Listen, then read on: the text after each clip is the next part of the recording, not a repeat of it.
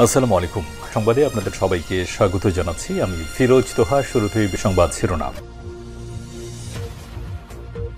জানিয়ে দেব এই মুহূর্তে হাতে পাওয়া সর্বশেষ গুরুত্বপূর্ণ আপডেট বাংলা সংবাদ। শুরুতেই থাকছে শেখ হাসিনা হায়নার মতো নির্যাতন চালিয়েছে।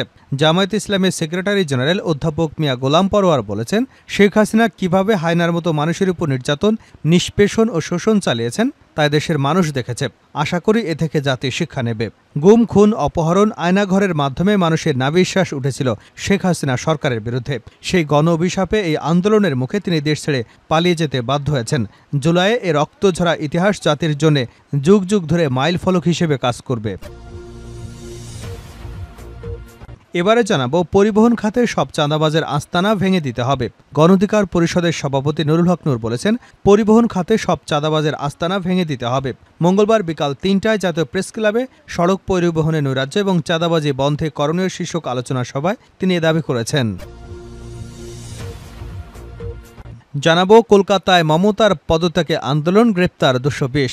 পশ্চিমবঙ্গের আরজিকর কাণ্ডের প্রতিবাদ এবং মুখ্যমন্ত্রী মমতা বন্দ্যোপাধ্যায়ের পদত্যাগের দাবিতে ডাকা মিছিলে অভিযান চালিয়ে ২২০ জনকে গ্রেপ্তার করেছে পুলিশ। ভারতীয় সংবাদ মাধ্যম আনন্দবাজারের এক প্রতিবেদন থেকে এ তথ্য জানা যায়। এদিকে হারুন এবং তার স্ত্রীর বিদেশ যাত্রায় নিষেধাজ্ঞা। দুর্নীতির অভিযোগের পরিপ্রেক্ষিতে ঢাকা মহানগর পুলিশের সাবেক অতিরিক্ত কমিশনার হারুনা রশিদ এবং তার স্ত্রী শিরিন আক্তারের বিদেশ যাত্রায় নিষেধাজ্ঞা দিয়েছেন আদালত।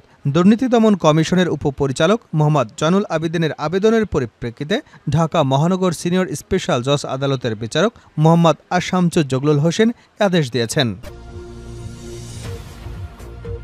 এবারে জানাবো, গুম হওয়া ব্যক্তিদের সন্ধানে ৫ সদস্যের তদন্ত কমিশন। গুম হওয়া ব্যক্তিদের সন্ধানে তদন্ত কমিশন গঠন করেছে সরকার। হাইকোর্টের বিচারপতি মইনুল ইসলাম চৌধুরীকে সভাপতি করে ৫ সদস্যের এই কমিশন গঠন করা হয়েছে।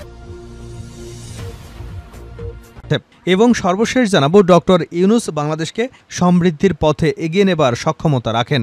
ঢাকায় নিযুক্ত সৌদি রাষ্ট্রদূত ইসা ইউসুফ ইসা আল দোহাইলান বাংলাদেশের অন্তর্বর্তীকালীন সরকারের প্রধান উপদেষ্টা অধ্যাপক ডক্টর মোহাম্মদ ইউনূসের নেতৃত্বের প্রশংসা করে বলেছেন, তিনি দেশকে সমৃদ্ধির পথে এগিয়ে নিয়ে যাওয়ার সক্ষমতা রাখেন।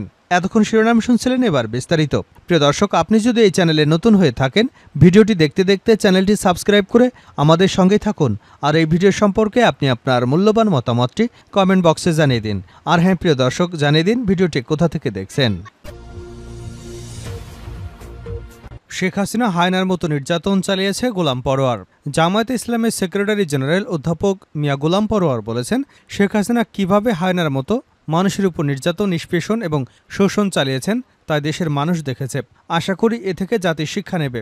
গুম, খুন, অপহরণ, আয়নাঘরের মাধ্যমে মানুষের নাভিশ্বাস উঠেছিল হাসিনা সরকারের বিরুদ্ধে। সেই গণ অভিশাপে এবং আন্দোলনের মুখে তিনি দেশ ছেড়ে পালিয়ে যেতে বাধ্য হয়েছেন। জুলাইয়ে এ রক্তঝরা ইতিহাস জাতির জন্য যুগ যুগ ধরে মাইল ফলক হিসেবে কাজ করবে। বুধবার সকাল ৯টায় ঝালকাঠি জেলা শিল্পকলা একাডেমি মিলনায়তনে অনুষ্ঠিত বৈষম্য বিরোধী ছাত্র আন্দোলনে শহীদ পরিবারের মাঝে নগদ অর্থ প্রদান, ছাত্র জনতা ঐক্য সমাবেশে প্রধান অতিথির বক্তব্যে মিয়া গোলাম পরোয়ার এসব কথা বলেন। তিনি আরও বলেন, দেশের ক্রান্তি লগ্নে ছাত্ররাই তাজা রক্ত দিয়ে দ্বিতীয়বার দেশ স্বাধীন করেছে। আমরা ওই সব শহীদ পরিবারের পাশে আছি যারা সন্তান হারিয়েছেন, স্বামী হারিয়েছেন, ভাই হারিয়েছেন। তারা যেন হাহাকার না করে, কারণ মৃত্যু অনিবার্য, সেটা মানতে হবে। বুকের কষ্টকে পাথর চাপা দিয়ে আল্লাহর কাছে দোয়া করতে হবে, যাতে শহীদদের আল্লাহ জান্নাতের উচ্চ মাকাম দান করেন। পরিবহন খাতে সকল চাঁদাবাজদের আস্তানা ভেঙে দিতে হবে, ভিপি নূর। গণ অধিকার পরিষদের সভাপতি নুরুল হক নূর বলেছেন, পরিবহন খাতে সকল চাঁদাবাজদের আস্তানা ভেঙে দিতে হবে। মঙ্গলবার বিকাল ৩টায় জাতীয় প্রেস ক্লাবে সড়ক পরিবহনে নৈরাজ্য ও চাঁদাবাজি বন্ধে করণীয় শীর্ষক আলোচনায় সভায় তিনি এসব কথা বলেন। বাংলাদেশ শ্রমিক অধিকার পরিষদ পরিবহন ইউনিট আলোচনা সভার আয়োজন করে। আলোচনা সভায় গণ অধিকার পরিষদের সভাপতি নুরুল হক নূর বলেন, পরিবহন সেক্টরকে চাঁদাবাজ মুক্ত করে পরিবহন খাতে কল্যাণমূলক খাতে পরিণত করতে হবে। পরিবহন শ্রমিকদের কর্মজীবন শেষে পেনশন ভাতা, স্বাস্থ্য ভাতা সরকারকে নিশ্চিত করতে হবে। ছাত্র জনতা একটি কল্যাণমুখী গণতান্ত্রিক রাষ্ট্র গঠনের জন্য জীবন দিয়েছে। কোনো মাফিয়া তন্ত্র চাঁদাবাজির জন্য ছাত্র জনতা জীবন দেয়নি। কোথাও কোনো চাঁদাবাজি, দখলদারিত্ব চলবে না, এসব হতে দেওয়া হবে না। তিনি বলেন, পরিবহন খাতে যাত্রাবাড়ি, গাবতলী, মহাখালীতে যেসব চাঁদাবাজের দোকান ছিল সেগুলো বন্ধ করতে হবে। যেখানেই চাঁদাবাজদের দেখবেন সেখানেই ধরে ধরে হাত পা ভেঙে দেবেন। আমরা সাংবাদিক, পরিবহন মালিক সহ সবার সঙ্গে বসব, কোথাও কোনো অনিয়ম হতে দেওয়া হবে না। নুরুল হক নূর বলেন, গত কয়েক বছর সাংবাদিকরা সংবাদ প্রকাশ করতে গিয়ে হয়রানির শিকার হয়েছেন, চাকুরি হারিয়েছেন, সেসব বিষয়ে ব্যবস্থা নিতে হবে। সংবাদপত্রের অফিস, টেলিভিশন দখল চলবে না। এসবের জন্য এই বিপ্লব হয়নি। তিনি আরও বলেন, এ সরকার কোনো রাজনৈতিক সরকার নয়, এটা ছাত্র জনতার ম্যান্ডেটে গঠিত সরকার। এখানে রাজনৈতিক কোনো ব্যক্তি নেই। তাই সরকারকে আরও বেশি কার্যকর করার জন্য গণঅধিকার পরিষদ, বিএনপি, জামাত সহ অ্যাক্টিভ রাজনৈতিক দলের নেতাদের পরামর্শ অনুযায়ী যোগ্য ও দক্ষ আরও 10 জনকে যুক্ত করবার আহ্বান জানাচ্ছি।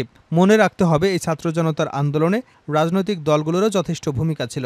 তাই দেশকে সঠিকভাবে পরিচালনা করতে হলে রাজনৈতিক ব্যক্তিদের পরামর্শ নিয়ে কাজ করতে হবে। কলকাতায় মমতার পদত্যাগের আন্দোলন, গ্রেপ্তার 220। পশ্চিমবঙ্গের আরজিকর কাণ্ডের প্রতিবাদ এবং মুখ্যমন্ত্রী মমতা বন্দ্যোপাধ্যায়ের পদত্যাগের দাবিতে ডাকা মিছিলে অভিযান চালিয়ে 220 জনকে গ্রেপ্তার করেছে পুলিশ।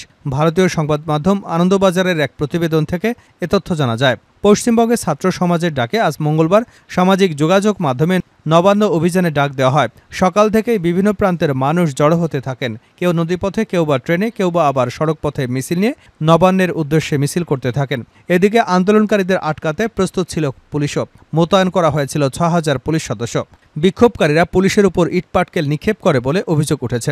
পুলিশ জলকামান ব্যবহার করে, নিক্ষেপ করে টিয়ার গ্যাস, ব্যবহার করা হয় ড্রোন। সেখান থেকে পুলিশ মোট 220 জনকে গ্রেপ্তার করেছে, আটক করেছে আরও অনেকে। মঙ্গলবার সন্ধ্যায় এক সংবাদ সম্মেলনে এ তথ্য নিশ্চিত করেছে পুলিশ। এই অভিযানকে বিশৃঙ্খলা তাণ্ডব আখ্যা দিয়ে পুলিশ কর্মকর্তা সুপ্রদীপ সরকার বলেন, শান্তিপূর্ণ আন্দোলন হবে বলে বলা হয়েছিল, কিন্তু আমরা দেখলাম অশান্তিপূর্ণ একটি আন্দোলন।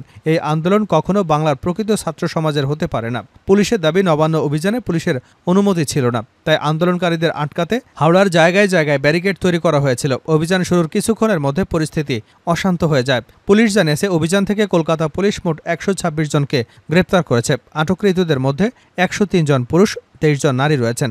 রাজ্য পুলিশের হাতে আটকের সংখ্যা 94। অভিযানে 15 জন পুলিশকর্মী আহত হয়েছেন। হারুন ও তার স্ত্রীর বিদেশ যাত্রায় নিষেধাজ্ঞা। দুর্নীতির অভিযোগের পরিপ্রেক্ষিতে ঢাকা মহানগর পুলিশের সাবেক অতিরিক্ত কমিশনার হারুনা রশিদ ও তার স্ত্রী শিরিন আক্তারের বিদেশ যাত্রায় নিষেধাজ্ঞা দিয়েছেন আদালত। দুর্নীতি দমন কমিশনের উপপরিচালক মোহাম্মদ জয়নুল আবেদিনের আবেদনের পরিপ্রেক্ষিতে ঢাকা মহানগর সিনিয়র স্পেশাল জজ আদালতের বিচারক মোহাম্মদ আশামসুজ্জগলুল হোসেন এ আদেশ দেন। দুদকের পক্ষে আবেদনটি দায়ের করেন আদালতের পাবলিক প্রসিকিউটর মোহাম্মদ মাহমুদ হোসেন জাহাঙ্গীর। আবেদনে জাহাঙ্গীর হোসেন বলেন, এই দম্পতি দেশ ছেড়ে পালানোর চেষ্টা করছিলেন, তাই তাদের দেশত্যাগ ঠেকাতে ভ্রমণ নিষেধাজ্ঞা প্রয়োজন। দুদক আদালতকে জানায়, হারুনের বিরুদ্ধে অবৈধ উপায়ে বিপুল পরিমাণ অর্থ উপার্জনের অভিযোগের অনুসন্ধান চলছে। পরবর্তী পদক্ষেপের জন্য বিচারক আদেশের একটি অনুলিপি বিশেষ শাখার স্পেশাল সুপারিনটেন্ডেন্ট অব পুলিশের ইমিগ্রেশনের কাছে পাঠানো হয়েছে।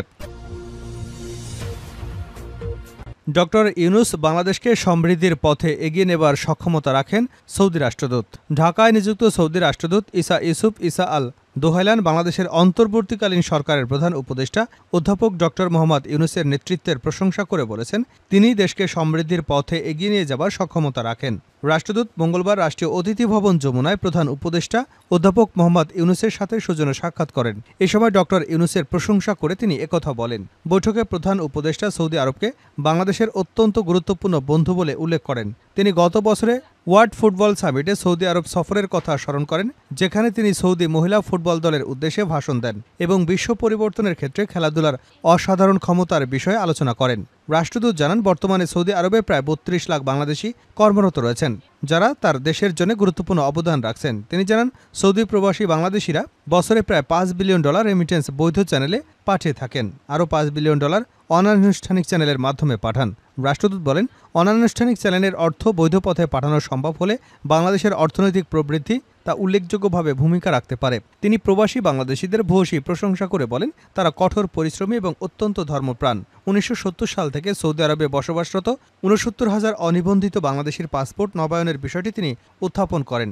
রাষ্ট্রদূত দুই দেশের মধ্যে অর্থনৈতিক সম্পর্ক বাড়ানোর আহ্বান জানিয়ে বলেন, সৌদি ব্যবসায়ীরা বাংলাদেশের লজিস্টিক্স পরিষেবা খাত বা আরএসজিটি, ইন্টারন্যাশনাল এবং আকোয়া পাওয়ারের মাধ্যমে নবায়নযোগ্য জ্বালানি খাতের আরও বিনিয়োগ করতে উৎসাহিত। তিনি আরও উল্লেখ করেন, হজ এবং উমরা পালনের সুবিধার্থে ইমিগ্রেশন প্রক্রিয়া সহজ করবার জন্য মক্কা রোড ইনিশিয়েটিভ চালু করা হয়েছে। রাষ্ট্রদূতের প্রধান উপদেষ্টাকে অবহিত করেন, গত বছর প্রায় 5 লাখ বাংলাদেশি উমরা পালন করেছেন। দ্বিপক্ষীয় সম্পর্ক জোরদার করার জন্য সৌদি নেতৃত্বের প্রশংসা করে ডক্টর ইউনূস সৌদি আরবের চলমান সহিংসতা অব্যাহত রাখার আহ্বান জানান।